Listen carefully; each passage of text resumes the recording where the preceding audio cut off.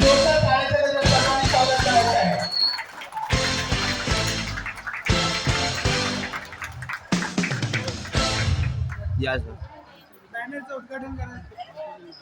बॅनरचं उद्घाटन आपले भंतेजींना मी विनंती करीन. भंतेजींनी यायचं आहे. एक मिनिट इथे लक्ष द्यायचं. सर्वांनी जोरदार टाळ्यांच्या गजरात स्वागत करायचं आहे. भंतेजींना विनंती आहे की त्यांनी जोरदार टाळ्यांच्या गजरात स्वागत करायचं आहे. आजच्या कार्यक्रमाचं जे फलक आहे, जे मानचिन्ह आहे, ते भंतेजींच्या हस्ते त्याचं उद्घाटन करण्यात आलेलं आहे. Journey from signature to autograph आजच्या या कार्यक्रमाचं हे ब्रीदवाक्य आहे आणि या ब्रीदवाक्यावरच आजचा हा कार्यक्रम आपण इथे आयोजित केलेला आहे. याचं आपल्याला रत्नाकर राहिले सर आपल्याला याच्या पुढे आपलं मार्गदर्शन करतील. मी त्यांना विनंती करण्यासाठी श्रावस्ती बुद्धविहार सांस्कृतिक केंद्राचे अध्यक्ष शांतारामजी भोसले यांना मी विनंती करेन की त्यांनी साहेबांना कार्यक्रम सुरू करण्यासाठी अनुमोदन करायचं आहे. त्यांना परवानगी द्यायची आहे. श्रावस्ती बुद्धविहार सांस्कृतिक केंद्र समिती आणि त्या समितीचे सर्व कडेदार पदाधिकारी आणि या मोतीलाल नगरमधील सर्व माझे बौद्ध बांधव यांना या रत्नाकर ऐरेचा जय भीम नमो. कुणीतरी वाढ बघताय प्राणातून, कुणीतरी वाढ बघताय प्राणातून, म्हणून तर जाण्यात मजा आहे. कुणीतरी ऐकत असतं हृदयातून, म्हणून तो बोलण्यात मजा आहे. हृदयातलं बोलणं, हृदयातून ऐकणाऱ्या माझ्या जिल्ह्यातील आंबेडकरी जनतेला या रत्नाकर ऐरेचा मानाचा जय. मित्रांनो, पुढचे 4 तास का 5 तास किती सांगितले अध्यक्ष? नक्की ना? नाही, कारण घरी याची सोय करून ठेवलेली आहे. शनिवार आहे, काहींचा रविवार अगोदरच असतो. हा, इथे सोय केलेली, मग आनंदाचे बोल, त्याच्यासाठी तरी थांबते. ओके, हरकत नाही. मित्रांनो, या कार्यक्रमाची रूपरेषा अशी असणार आहे. सर्वप्रथम माणसाने आयुष्यामध्ये जगण्यासाठी काय पाहिजे? त्याला माणसाला आयुष्यात चांगलं सुंदर जगण्यासाठी काय पाहिजे? काय पाहिजे? कोण बोललो? पैसा. कोण बोललं? कोण बोललं? उभे राहा ना. अहो, खरं बोलला. उभे राहा मॅडम, उभे राहा, उभे राहा. जरा सर्व त्यांच्यासाठी जोरदार टाळ्या वाजवा. सगळ्यांना म्हणायचं होतं, पण लोक काय म्हणतात? तोंड बंद. आणि मग हे बंद तोंड, बुद्धी बंद, डोकं बंद, आणि मग एकदा डिप्रेशन. Agri or not? मित्रांनो, मला तुम्हाला एवढं सांग, कार्यक्रमाची रूपरेषा अशी आहे. आयुष्य जगण्यासाठी आपल्याला ज्याप्रमाणे हवा पाहिजे आहे, अन्न पाहिजे, त्याचबरोबर चांगल्या रीतीने सुखाने जगण्यासाठी आपल्याला पैशाची सुद्धा गरज आहे. डॉक्टर बाबासाहेब आंबेडकर बॅरिस्टर म्हणाले, पहिलं आपलं जे शेअर बाजार आहे त्यावेळेस आणि शेअर बाजाराची कंपनी त्यावेळेस बाबासाहेबांनी ऍग्री ऑर नॉट? काही कारणासाठी चालली नाही, तो पुढचा प्रश्न आहे. परंतु त्यांचं स्वप्न काय होतं मला सांगा. इथे किती लोकांना समाजसेवा करायची? आता हळूहळू ते नाव शेजारीचा वर गेला, इसाई गेलाय, मग मला पण वर काय. मला इच्छा नाही बरं का, दोघींच्या वर गेले म्हणून मला करायची. Agree or not? मला इच्छा नाहीये. आतमध्ये असं प्रत्येकाचा हात आला असेल. 2-3 जणींचा इकडच्या आमच्या मित्रांचा आला, खंडाळा साहेबांचा, आपला फडणवीस साहेबांचा असा हात वर गेला. आमचं कसं असतं, सगळं दुसऱ्यांवर अवलंबून असतं. मग मला म्हणून असं वाटतं, मरताना वाटलं आयुष्य नुसतं वाहून गेलं. मरताना वाटलं आयुष्य नुसतं वाहून गेलं. मला जगायचंय, मला जगायचंय म्हणता म्हणता माझं जगायचंच राहून गेलं. माझं जगायचंच राहून गेलं. प्रत्येक क्षणापासून जगलं पाहिजे आपण, तरच आयुष्यामध्ये मजा आहे. Agree or not? आम्ही काय करतो? जगायचं असतं इथे, लक्ष तिथे. इथं जेवण चाललंय, काल काय खाल्लं, लक्ष तिथे. इथे नवरा आणि बायको गप्पा मारतायत, लक्ष सासू काय बोलली होती 1 महिन्यापूर्वी. इथं मित्र आणि मैत्रिणी इथे उभे आहे, सरांनी काय बोललं होतं कधी. We are in the past. माणसाच्या आयुष्यात दुःख का आहेत? माणसं मॅक्झिमम पास्ट मध्ये राहतात. Agree or not? आणि भविष्याची चिंता करतात. लग्न केलं तर बायको बरोबर भेटेल का? हा बाबा व्यवस्थित राहील का? सासूबाई चांगली मिळेल का, म्हणजे चिंता. त्याच्यावरचा टिंब काढा. काय काय चिंता आयुष्यभर जाळते, चिंता एकदाच जाळते. तर त्या जाळण्याची वेळ बघण्यापेक्षा आतापासून आनंदाने जगायला लागा. Life is very beautiful and fantastic. Agree or not? मला पहिले विचारू द्या. अच्छा, मी रूपरेषा सांगतो पहिल्यांदा. ओके, महत्वाचं मी तुम्हाला पैशाविषयीचा, यशस्वी होण्याविषयीचा, मी माइंडसेट कसा बदलायचा, आपला स्किल सेट कसा वाढवायचा आणि टूल सेट कसा वाढवायचा, ह्या गोष्टी मी तुम्हाला करणार आहे. आलं का लक्षात? तर मला सांगायचं हेच आहे की या दोन गोष्टी मी तुम्हाला सांगणार आहे. त्यानंतर नव्या युगाची नवी बाराखडी कशी आहे ती मला तुम्हाला सांगायचं आहे. ओके, हा जर विचार केला ना तर आपण खूप काहीतरी करू शकतो. त्यानंतर आहे रुलर बॉय. एका खेड्यातल्या मुलाची मी तुम्हाला आता सांगणार आहे आणि मग त्यानंतर आपण राष्ट्रगीताने हा कार्यक्रम संपवणार आहोत तुमच्या प्रतिक्रिया घेतल्यानंतर. येस, हा, आपण उद्देशिकेचं वाचन करूया. Very good. हा, चला चला. मित्रांनो, भारतरत्न डॉक्टर बाबासाहेब आंबेडकर ज्यांनी firstly Indian and lastly Indian असं म्हटलं. मी प्रथमतः भारतीय आणि अंतिमतः भारतीय. या भारत देशामध्ये जर खरा देशप्रेमी, भक्त म्हणत नाही, आजकाल तो शब्द लय डेंजर प्रकारे वापरला.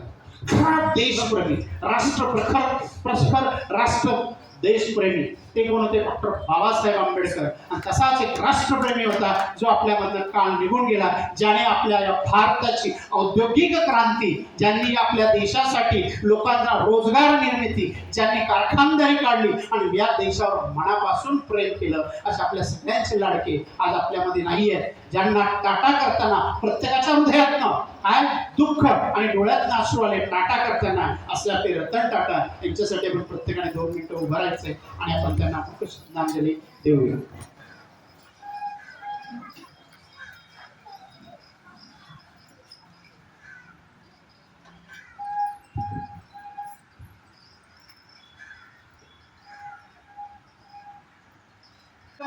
अमर रहे रतन टाटा जी, अमर रहे.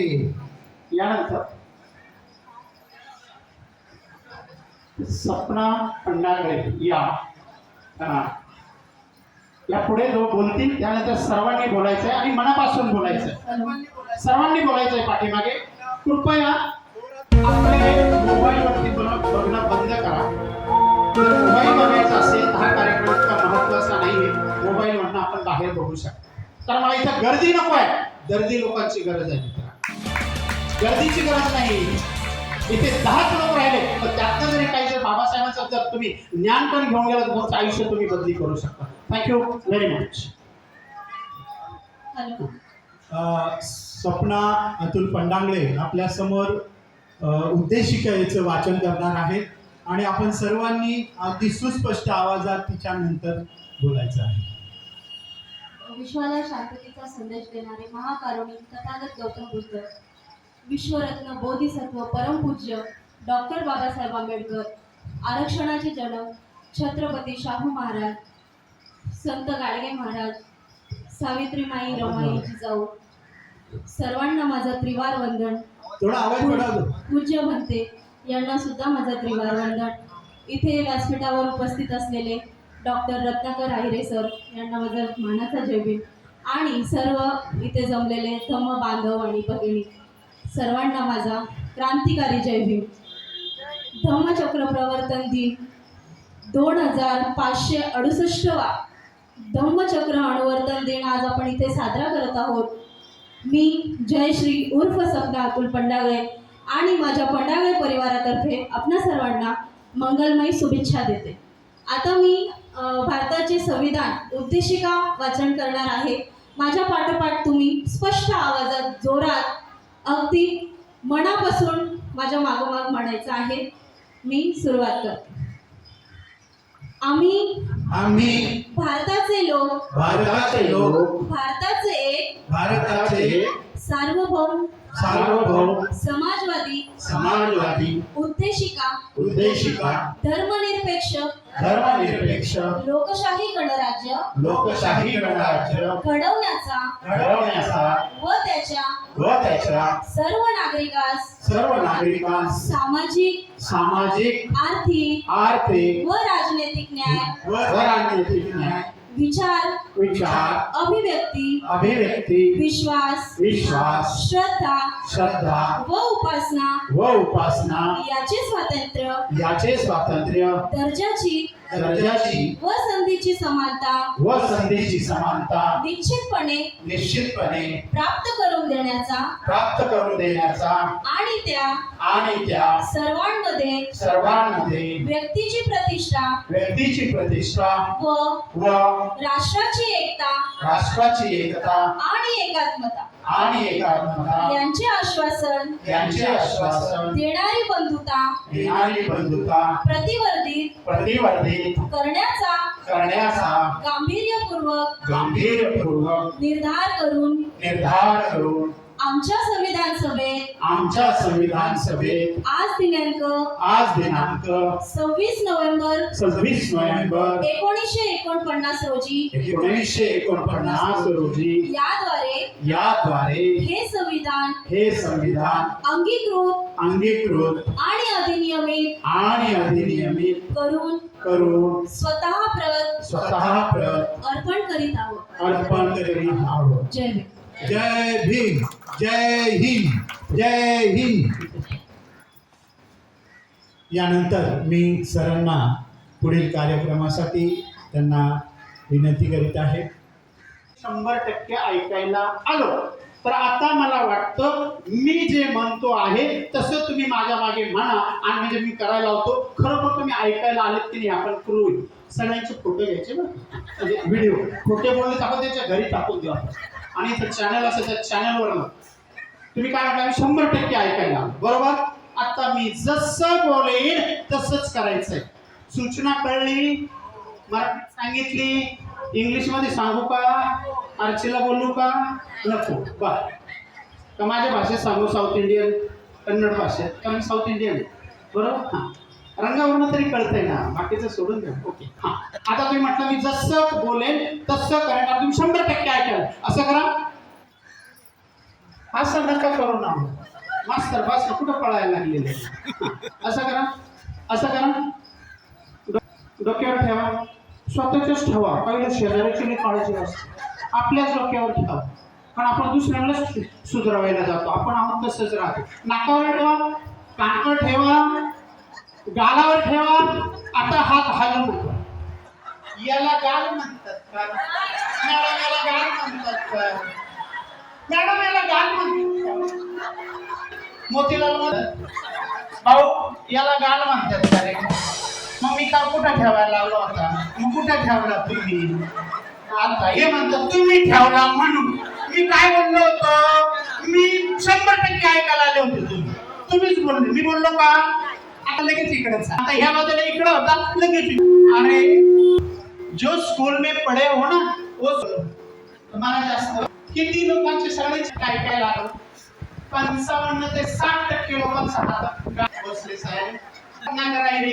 बोलत बसला म्हणजे ऐकत नाटक लोकांना. सो तुम्ही अरे पण मी अगोदर होतो ना भारताची युपीएससी फेल ना. बरोबर की नाही? काय म्हणायचंय मी म्हणजे काय एकच आहे. Okay. Am I here comfortable वरतीच? ओके. तर मी काय म्हटलं, लिसन केअरफुली. जेव्हापासून मी मनापासून मी जेव्हा निशब्द होऊन ऐकतो त्यावेळेस समोरच्याचे शब्द माझ्या कानापासून मनापर्यंत 100% जातात. इथे मी 10 म्हणजे पुस्तक असलं तरी ते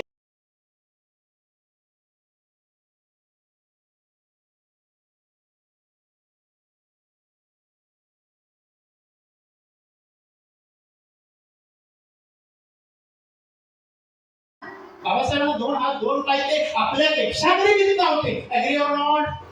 आणि ते एक तरी माणूस मला दाखवा त्याला आपण मोबाईल पारितोषिक देऊ ज्याच्या हातात मोबाईल नाही. असं कोण माणूस आहे? मोबाईल नाही.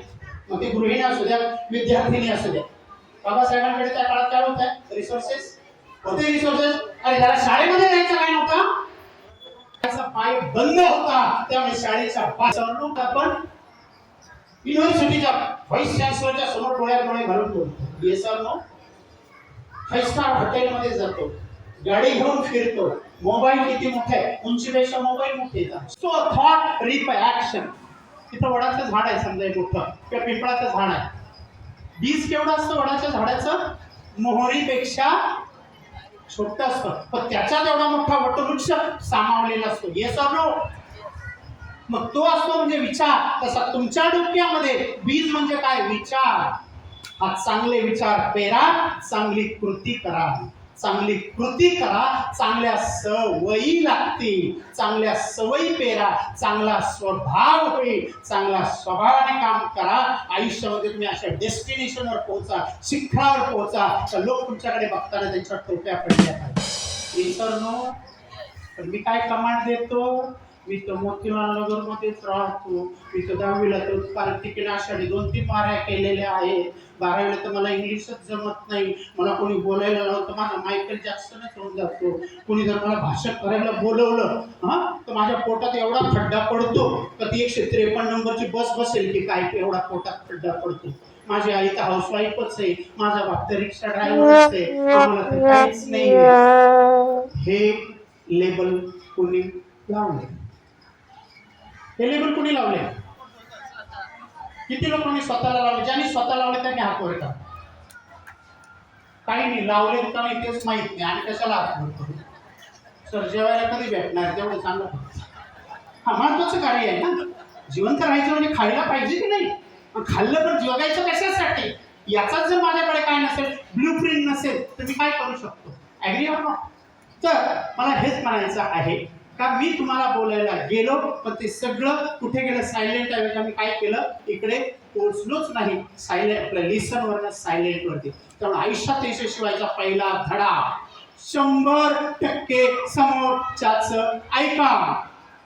नवरा बायको भांडणं का होतात? ती म्हणते ही भाजी आहे ना, बरोबर तिला आवडत नाही तीच भाजी बनवतो. संध्याकाळी रामायण पण महाभारत दोन्ही यांचाच. Agree or not? काहीतरी बोलायला तर मित्रांनी सांगितलंय, साहेब माझे बॉस आहेत, कोर्टामध्ये गेले हायकोर्टात, तुम्ही त्याचा वकील आहे, असिस्टंट वकील. रत्नाकर एक काम कर, ती केस आहे ना ती अरे कॉलनीची, त्याच्यामध्ये पेज नंबर मला 23 नंबर पाठवून दे पटकन. पटकन मी गेलो, फटाफट लगेच पाठवून दिलं. पण मी ऐकलं काय 23 ऐवजी मी काय ऐकलं 32. फाईल मी नंबर झेरॉक्स पाठवून दिला. साहेबांनी ती लावली, हायकोर्टात गेली, वकिलाने बघितलं काय लावलंय म्हणजे तुम्ही केस आरे कॉलनीची, तुम्ही लावली कुठली वरळीची. कारण मी 23 नंबर ऐवजी झेरॉक्स काय केलं 32 नंबर केलं नाही. केस हरले. प्रॉब्लेम कोणाला झाला? माझ्या पुढ्या फर्मला. कोणामुळे? एक रत्नाकर यांच्या खोड चुकीमुळे. कारण मी मनापासून ऐकलं नाही. सगळ्यात महत्वाचं लेसन काय? यशस्वी व्हायचं असेल तर मी मनापासून ऐकलं पाहिजे. जी माणसं 100% ऐकतात त्यांचे 90% प्रॉब्लेम तिथेच सुटतात किंवा प्रॉब्लेम क्रिएटच होत नाही. ऍग्री? हा जर विचार केला ना मित्रांनो, life is very beautiful and fantastic. Okay, चला सगळेजण पाठीचा कानात काट करा. हातामध्ये मोबाईल काय असेल ते सगळे काढून ठेवा. मी जे ठरवतो ते मी 100% करतो.